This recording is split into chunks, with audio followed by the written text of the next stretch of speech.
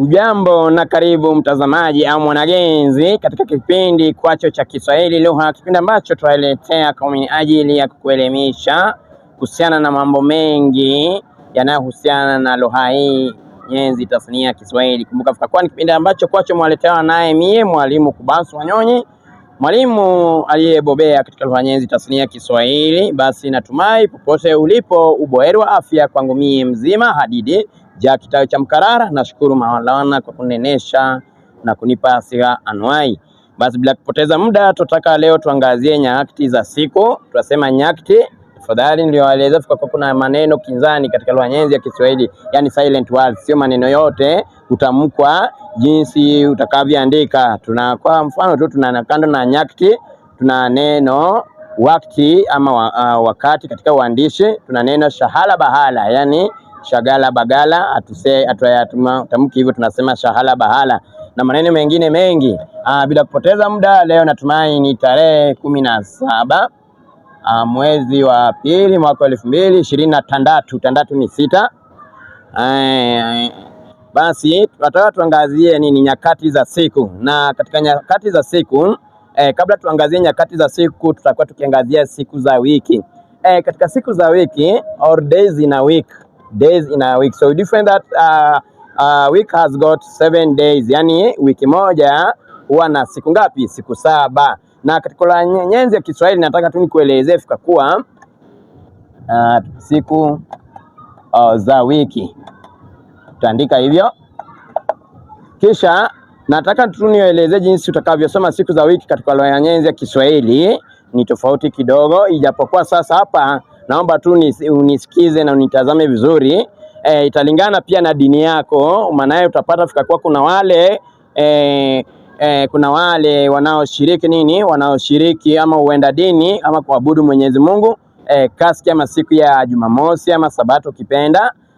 Basi hao sielewi siku yao sasa ndio siku ya mwisho, ndio siku ya mwisho kwa wiki, alafu sasa Jumapili ndio siku yao ya kwanza. Sielewi hao wenyewe wanajua, siwezi nikaingilia. Na wengine unapata siku yao ya mwisho huwa ni Jumapili, ambayo bila shaka hiyo ukiangazia sasa katika Kiingereza utapata sasa siku ya kwanza huanza Jumatatu na uishia Jumapili, ambazo bila shaka ukihesabu vizuri ni siku ngapi? Siku 7. Na vile vile ningependa tu nikuelezee katika lugha nyenzi ya Kiswahili pia kuna tofauti kidogo, na tafadhali usije ukakanganyikiwe. Kwa sababu zipi? Mara nyingi huwa nawadokezea fika kuwa Kiswahili kimefanya nini? Maneno mengi yamekopwa katika lugha kutoka Uraibuni, ama maneno mengi huwa ni ya Kiarabu pamoja na eneo la Magharibi. Na kwa sababu nikizungumzia kuhusu Kiarabu, utapata mara nyingi Waarabu wengi wanashiriki nini? Wanashiriki dhehebu siku ya Ijumaa. Wengi wao Waislamu wanashiriki siku ya Ijumaa, ambao kwa Kiswahili inachukuliwa kuwa ndio siku ya ngapi? Ya 7 katika wiki. Na nitakudhihirishia wazi kwa kuwa inaweza kuwa ukweli mie kama mwalimu wa Kiswahili. Kwa sababu zipi? Kwa sababu siku ya kwanza, kumbuka neno mosi, kwanza ni mosi, na ndio maana tukaja na neno Jumamosi. Mosi ni moja. Basi Jumamosi kwa Kiswahili basi tutachukulia kwa siku ya kwanza. Tafadhali naomba hapo utaunini vizuri, unielewe vizuri, usiseme mwalimu Kubasu na tukanganya. Hapana, nimesema kulingana na dhehebu yako, na hapa sasa tunaangazia Kiswahili mosi ni moja, na ndio maana siku ya Jumamosi tutachukulia kwa siku ya kwanza. Halafu Jumapili ni siku ya pili. Jumapili kutokana na neno pili ni 2, na Jumapili pia huitwa Dominika. Dominika ni Jumapili, jina jingine la Jumapili. Kisha siku ya tatu huitwa Jumatatu. Unasikia neno tatu, na ndio maana aliweza kwa katika Kiswahili tukifuatilia sasa Jumatatu. Kwa ukondo wa Kiswahili tutapata ni ukweli, Jumatatu ni siku ya tatu. Kisha tuna Jumanne ni siku ya 4. Tuna Jumatano ni siku ya 5. Kisha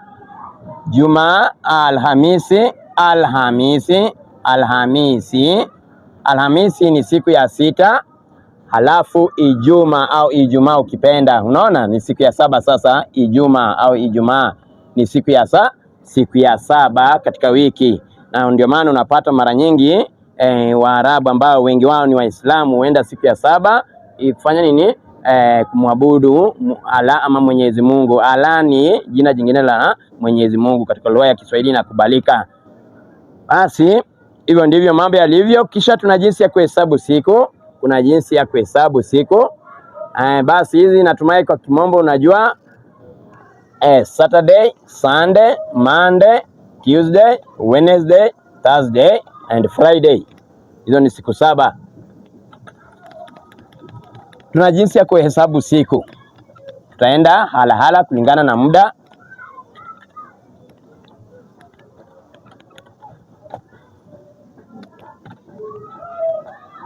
Jinsi ya kuhesabu siku. Basi tukiangazia hapa katika jinsi ya kuhesabu siku. Siku tunaanza na kitojo ama tutasema kijomba. Tuanze na kijomba mtazamaji. Kijomba maana huwa ni siku 11 hapo kijomba. Tuna kijomba. Alafu pili ni majuzi. Yafaa iwe majuzi, ndio ya pili. Tuna majuzi. Kisha tatu ni juzi. Halafu tuna 4 ni juzi. 5 ni jana, ukitoka juzi waingia jana. Kisha 6 ni leo. 7 ni kesho. 8 kesho kutwa. 9 mtondo. 10 mtondogo. Alafu 11 ni kitojo. Basi na mwanafunzi ambaye pia anatazama kipindi hiki kwa manufaa yako, bila shaka ujue fika kwa ni maswali ambayo hata bado wanaleta na siku hizi wanapenda kuleta sana. Basi tutaanza na kijomba, majuzi, juzi, jana, leo, kesho kutwa, mtondogo, kisha kitojo ndio ya mwisho. Jinsi ya kuhesabu siku.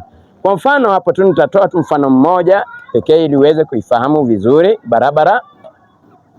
Natumai umekwisha nakili kwenye matini yako.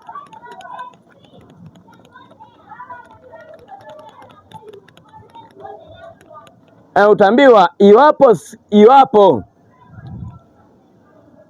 Jumamosi ilikuwa tuseme tuende mbele. Iwapo Jumamosi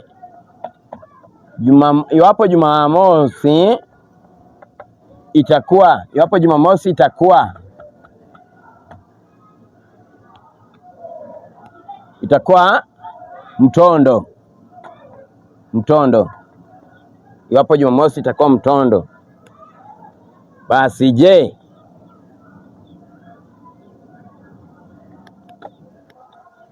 Alhamisi ilikuwa siku gani? Nitakuletea haya maswali mara mbili. Kuna ya kuenda mbele. Iwapo Jumamosi itakuwa hiyo, sasa wamesonga mbele, bado haijafika, bado itakuwa ni wakati ujao. Kisha je, unafikiri Alhamisi ilikuwa siku gani? Hilo ni swali ambalo unaulizwa. Basi tutaanza na hivi. Kumbuka nilisema tunaanza na kijomba. Alafu hapo tunaenda kwa majuzi. Kisha juzi. Basi utakuja hapa kwa Alhamisi, utasema Alhamisi itakuwa siku gani? Anza na Jumamosi kwanza. Andika Jumamosi ambayo itakuwa mtondo. Sasa utarudi nyuma mtazamaji, ili upate siku ya Alhamisi ilikuwa siku gani. Utarudi nyuma tafadhali. Ukitoka Jumamosi kurudi nyuma unaenda Ijumaa, ambaye sasa Ijumaa ilikuwa siku gani? Iwapo itakuwa mtondo, kumbuka mtondo hapa nitakuwa nini tu, ili uweze kubaini vizuri utatumia hapa juzi juzi, majuzi, juzi juzi, kisha tuna juzi, jana, leo, kesho,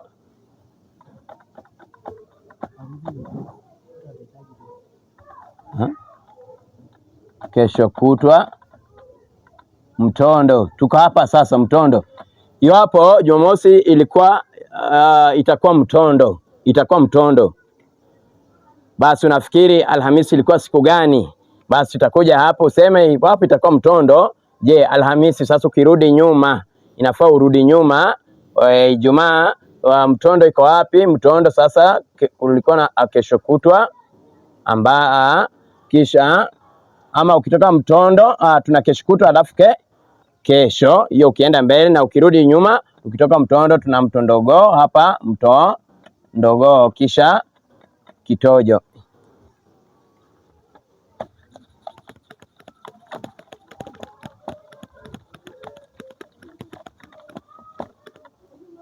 Kesho kutwa, mtondo, mtondogo,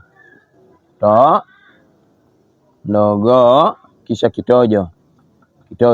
So iwapo Jumamosi itakuwa mtondo, itakuwa hapa. Jumamosi itakuwa hapa ndio itakuwa Jumamosi. Sasa unafikiri Alhamisi ilikuwa siku gani mtazamaji? Basi tutarudi nikana hivyo. Kabla ifike mtondo, lazima utakuwa nini? Kesho kutwa alafu kesho. Kisa na maana Ijumaa ni kesho kutwa alafu Alhamisi ni kesho. Basi Alhamisi itakuwa kesho alafu Ijumaa kesho kutwa, mtondo itakuwa siku gani? Itakuwa Jumamosi. Natumai umeelewa, na usipokuwa makini inaweza ikakukanganya. Tafadhali, hiyo ni ya kurudi nyuma. Na kuna ile ya nini utaambiwa, iwapo Ijumaa, ama tutumie neno jingine, iwapo Jumatatu ilikuwa jana. Iwapo Jumatatu ilikuwa jana. Je,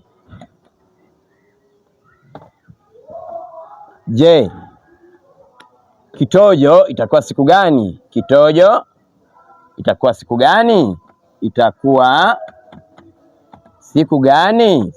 gani? Unaweka alama ya kiulizi kuashiria wauliza swali.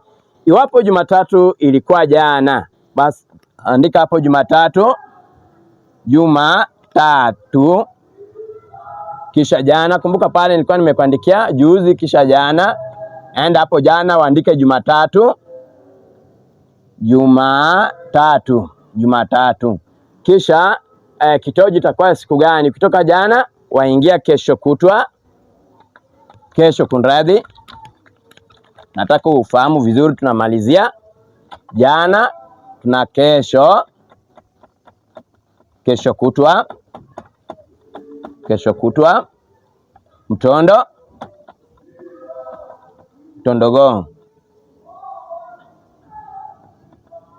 mtondogo, kisha kitojo. Hapa sasa ikiwa Jumatatu ilikuwa jana, Jumatatu. Jana ilikuwa Jumatatu. Basi kitojo itakuwa siku gani? Basi unakuja hapo utasema Jumatatu, Jumanne, Jumatano, Alhamisi, Ijumaa, kisha Jumamosi. Basi tena itakuwa jana ilikuwa Jumatatu, basi Jumamosi ya kitojo itakuwa Jumamosi ndio itakuwa kitojo. Natumai sasa nimekuelezea barabara umeweza kuifahamu, na tukimalizia tutataka tumalizie na nyakati za siku kwa sababu yote yanaambatana. Na katika nyakati za siku kuna tu mambo mafupi ambayo kwayo takriban nitakudokezea ili uweze kuyafahamu. Sasa natumai hizi kwa Kiingereza unajua jana ni yesterday, today, the day after today, or tomorrow. Tomorrow but one, tomorrow but two, tomorrow but aya. Sasa unajua Kiswahili kinatoa maelezo kwa bayana sana ukilinganisha na Kiingereza. Katika nyakati za siku basi tutapata tukakuwa siku imegawanywa katika nini? Katika sehemu mbili. Nyakati za siku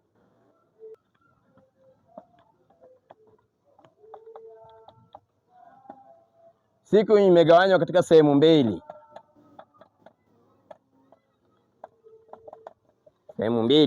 Kuna sehemu ya kwanza ambayo ni sehemu ya mchana ama ya mwangaza ukipenda.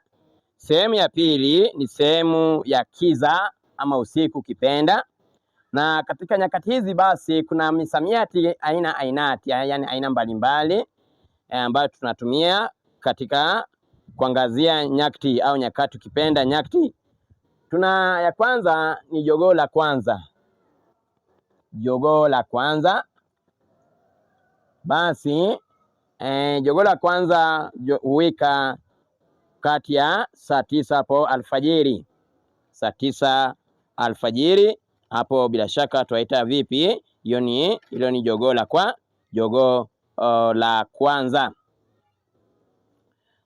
Kisha jogoo la pili, pia tuna jogoo la pili. Kumbuka alfajiri ni asubuhi na mapema kabla ufike asubuhi wenyewe, baada ya usiku wa manane. Usiku wa manane hapo tunasema hiyo hapo ni midnight. Kuanzia saa ngapi? Kuanzia saa 6 za usiku kaditadi saa ngapi? Kaditadi saa 8 za usiku. Hapo tunaita usiku wa manane kwa Kiswahili, yani midnight. Hapo ni midnight. Basi baada ya midnight ndio sasa tunaingia saa 9. Hiyo saa 9 za usiku ndio jogoo la kwanza katika Kiswahili. Kisha saa 10 za usiku ni jogoo la pili, ambayo hata wewe ukiangazia jogoo lako au bila shaka utapata atawika saa 9 na saa 10. Jogoo la kwanza na jogoo la pili. Kisha tuna alfajiri. Sasa alfajiri ni wakati kati ya saa 9 na saa 11 asubuhi. Saa 9 na saa 10. Nasikia wana kimombo wanasema dawn. Basi hiyo ni saa 9 kaditadi saa 11 za asubuhi. Hiyo ni alfajiri ama dawn in English. Alafu kitoka alfajiri, mtazamaji, huwa tunaingia macheo. Naomba ujue mambo haya: jogoo la kwanza, jogoo la pili, alafu tunaingia alfajiri, kisha macheo. Macheo ndio huitwa mawio. Macheo au mawio. Basi huu ni wakati wa saa ngapi? Ni wakati jua linapo angaza ama jua linapochomoza upande wa mashariki. Kuchomoza ni hali ya jua kutoka, kama kwa Kiingereza tunasema sun rises. Rising of the sun. The rising of the sun ndio kuchomoza kwa hiyo jua. Basi ni wakati wa macheo upande wa mashariki. So the sun rises from east, then it sets to west. So katika lugha ya Kiswahili, kuchomoza upande wa mashariki na kutua upande wa magharibi. Kutua ni kuset. The sun sets. Kisha ukitoka macheo tunaingia sasa asubuhi, na asubuhi pia huitwa liamba.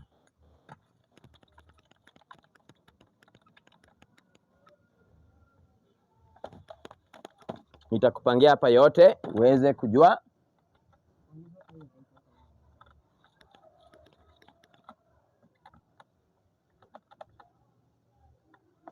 La kwanza, huu ndio mpangilio thabiti. Tafadhali uingie jogoo la pili.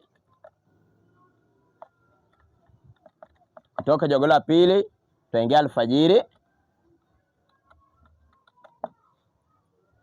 Hii nimesema kuanzia saa 9 hadi saa 11 asubuhi ama AM. 3 to 5 AM ni alfajiri ama dawn in English, dawn. Kisha ukitoka hapo waingia macheo au ukipenda mawio.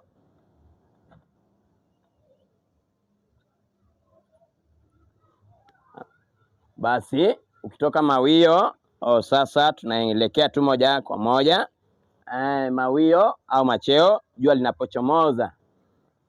Kuchomoza, chomoza ni rises or rise.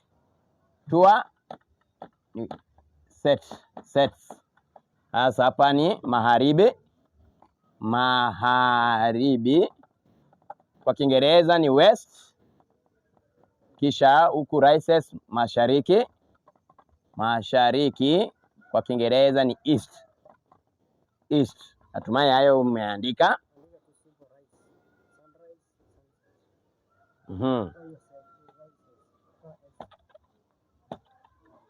Natumai chomoza hayo sunrise, kisha sunset, hiyo ni magharibi ama west ukipenda Kiingereza.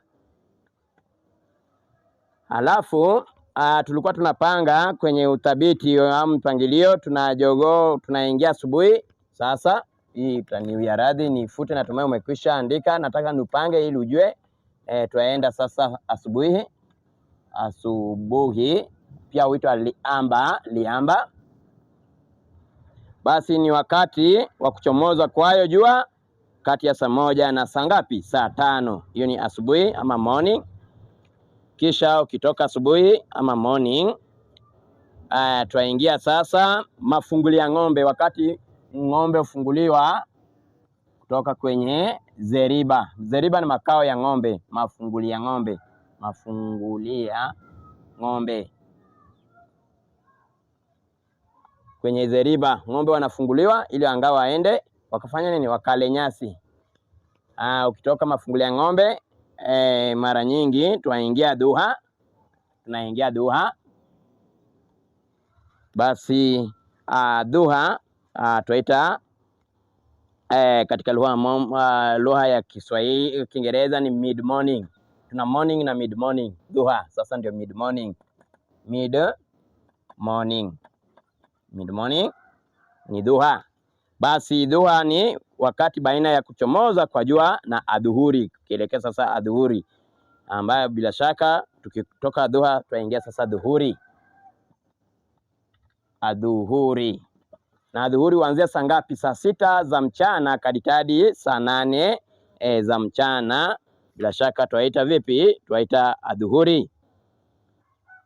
Hapo ndio sasa kwa Kiingereza unasikia wanasema sasa hapo ni PM, inaanzia hapo sasa saa 6 starting from 12 noon. 12 noon sasa noon ndio adhuhuri.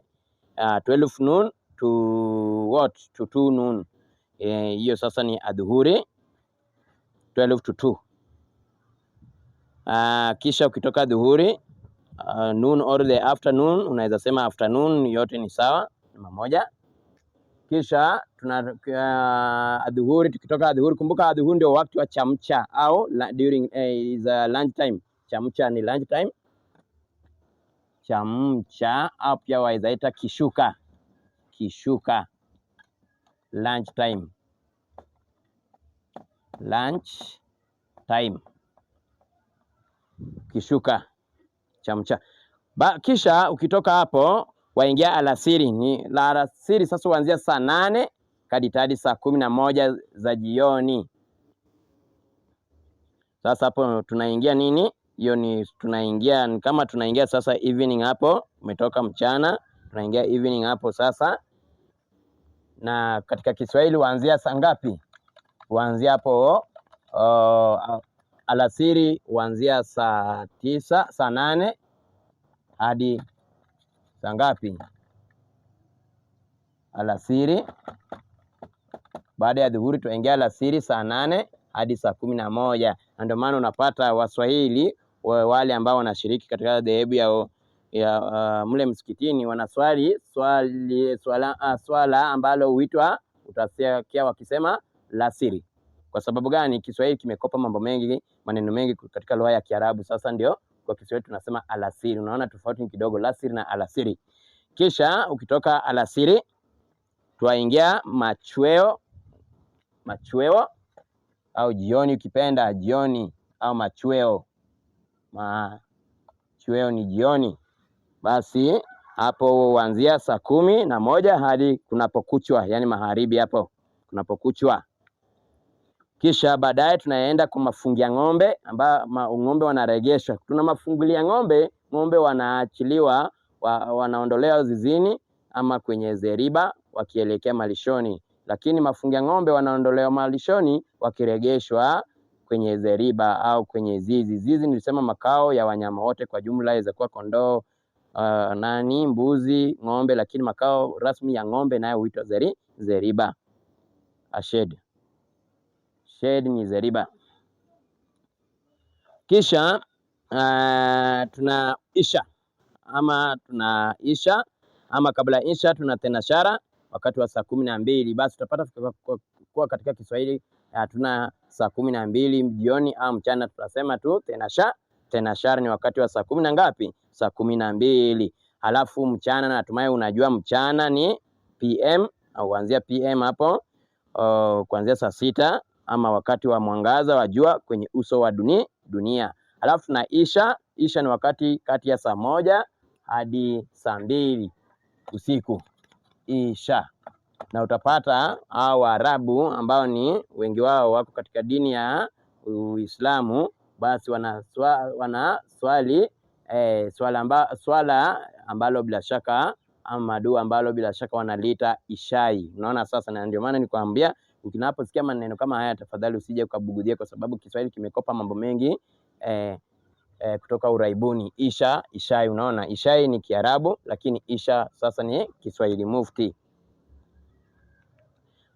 Ukitoka isha waingia usiku mchanga kuanzia saa 1 hadi saa 2 ama saa 3 hapo. Saa 2 saa 3 ni saa ya chajio ambayo ni wakati wa kubugia makuli ya usiku. Chajio na mara nyingi chajio kwa Kiswahili nitakapowaelezea wakati nyakati za siku, chajio ni chakula cha jioni hapo, labda umetoka kazi umechoka, ukiingia unabugia, unapata chai fulani unakunywa, hiyo ni chajio. Hicho ni chajio. Lakini sasa chakula cha mwisho kabisa kwa siku ile mnaita supper or dinner in English, kwa Kiswahili tunaita lala salama. Dinner ndio lala salama. Acha tu niwaandikie hapa, lala salama ni dinner or supper. Lakini chajio tu ni kile cha jioni, lala salama. Ulale salama mtazamaji. Haya, kisha tuna usiku mkuu. Tukitoka usiku mchanga tunaingia usiku mkuu, ni wakati wa kulala ama kupata ugonezi pale, usingizi wa pono ama wa ng'amu. Sasa italingana na usingizi wako ni gani. Ng'amu ni ule usingizi usio mzito, ule usingizi ambao unalala ukiweweseka, una wasiwasi mwingi sana. Na usingizi wa pono ni ule usingizi mzito sana ambao unalala hadi unaota afikakuwa uko sehemu nyinginezo tofauti na ile sehemu ulipo. Kisha tuna nini? Bila shaka tukimalizia mtazamaji, tuna usiku wa manane ambayo nilisema huanzia saa 8. Saa 8 tunaandika hivi kwa Kiswahili, saa 8 saa 6 kunradhi, huanzia saa 6 kadi saa 8 hiyo usiku. Sasa usiku watu tunaita AM, kuanzia starting from 12 to 2 AM. Tafadhali, hiyo sasa ni usiku wa manane. Halafu mwisho kabisa tunasema mchana kutwa. Kisa na maana ni mchana wote, the whole day ama daytime. Hiyo daytime yote, the whole daytime tunaita mchana kutwa. Kisha the whole night ama mchana au usiku wote tunaita usiku kucha, ni usiku wote, the whole night tunaita usiku kucha. Basi natumai tumeweza kujifunza mambo mengi yanayohusiana na lugha nyenzi Kiswahili nyakati za siku katika Kiswahili na Kimombo.